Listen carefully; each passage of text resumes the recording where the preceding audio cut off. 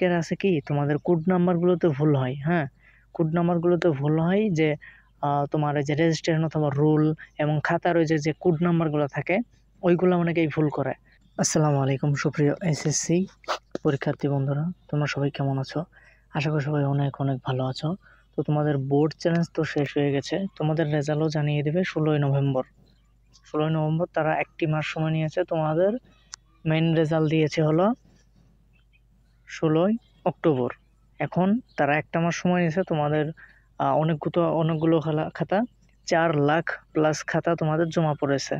এখন এইগুলো দেখতে তোমাদের খাতাগুলো তারা যদি দেখে, এই ক্ষেত্রে তারা ডিসিশন নিয়েছে যে তাদের 1 মাস সময় লাগবে। 4 লাখ, যেহেতু 4 লাখের উপরে খাতা, তাই সময় লাগবে তোমার 1 মাস। বেশি নিতে পারতো কিন্তু তারা কমে নিছে। তো এইখানে তারা যদি খাতাগুলো যদি পুনর্মূল্যায়ন করে আবার যদি দেখে যে তোমাদের সিট নাম্বারগুলো, কোড নাম্বার, অনেকের আছে কি তোমাদের কোড নাম্বারগুলোতে ভুল হয়। হ্যাঁ, কোড নাম্বারগুলোতে ভুল হয় যে তোমার এই যে রেজিস্ট্রেশন অথবা রুল এবং খাতার ওই যে কোড নাম্বারগুলো থাকে ওইগুলো অনেকেই ভুল করে। এই জন্য তোমাদের মনে করো যে অনেক রেজাল্ট আসে না, তোমাদের রেজাল্টটাই আসে না, তোমাদের রেজাল্ট খুঁজে পাওয়া যায় না। আর মনে করো যে তোমাদের সেই সময় কি হয়, ফেল করিয়ে দেয়, কারণ তোমাদের তো খাতাই পায় নাই। তারা খাতা পায় নাই বলে তোমাদেরকে নাম্বারও দিতে পারে না, এই জন্য তারা মনে করো যে ফেল করে দেয়। অনেক সময় এটা হয় আর কি, সবসময় হয় না, তবে অনেক সময় এটা হয়। তো আমি বলতেছি যে যারা বোর্ড চ্যালেঞ্জ করছো তারা যদি এইভাবে যদি তাদের খাতাটা একটু ভালো, অনেক সময় হয় কি, হ্যাঁ অনেক সময় হয় যে তোমাদের মনে করো যে স্যাররা মিস্টেক করে তোমাদেরকে ফেল দিয়ে দেয়, একটা খাতার কোড আবার অন্য খাতায় চলে যায়, এরকম হয়ে অনেক সময় তোমাদের ফেল যায়।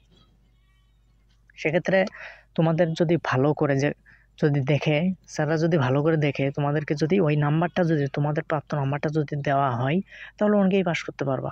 দেখো এবার তোমাদের এইচএসসি 25 সালের ব্যাচ যারা আছো, যারা শিক্ষার্থী আছো, পরীক্ষার্থী যারা, তারা মনে করো যে তোমাদের এমন ভাবে তোমাদের খাতাগুলো দেখা হয়েছে সেগুলা মনে করো যে আর কোনো বছর দেখা হয় নাই।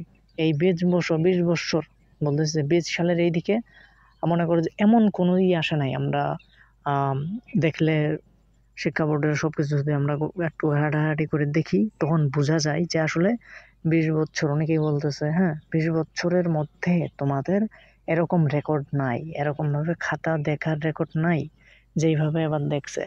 তুমি যদি 1-2 এর জন্য যদি ফেল করো তোমাকে সেই নাম্বারটা দেওয়া হয় নাই, এবং যদি 1-2 এর জন্য তুমি যদি প্লাস না পাও তাহলে তোমাকে প্লাস দেওয়া হয় নাই। তুমি যখন 80 বা 80-র উপরে পাইছো, 2-4-5 করে উপরে পাইছো, তখন তোমাকে প্লাস দেওয়া হয়েছে।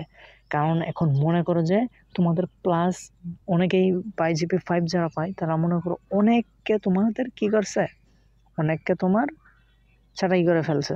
যারা মনে করো যে 78 পাইছে, 79 পাইছে, বা 2-3 কম পাইছে, 4 কম পাইছে, আগে মনে করো যে 4-5 কম পাইলেও এইগুলা স্যাররা ধরে দিত, তোমাদের নাম্বারগুলো ধরে দিত যাতে তোমরা পাস করতে পারো। কিন্তু এবার শিক্ষা বোর্ড এমন একটি উদ্যোগ নিয়েছে যে তোমাদের শিক্ষা ব্যবস্থাকে আজ থেকে 2 যুগ আগে যেমন ছিল, 2 যুগ আগে 12-12 14 বছর হয়, 24 বছর হয়, তো এরকম মনে করো যে আগে যেরকম ছিল এরকম করার চেষ্টা করতেছে। এই জন্য তোমাদেরকে এই ফলাফলগুলো এরকম হয়েছে। তোমাদের কোনো দোষ নাই এখানে। তো ভিডিওটা এতটুকুই ছিল। ভিডিওটাকে লাইক, কমেন্ট, শেয়ার এবং সাবস্ক্রাইব করে আমাদের পাশেই থেকো পরবর্তী ভিডিওর জন্য। ধন্যবাদ।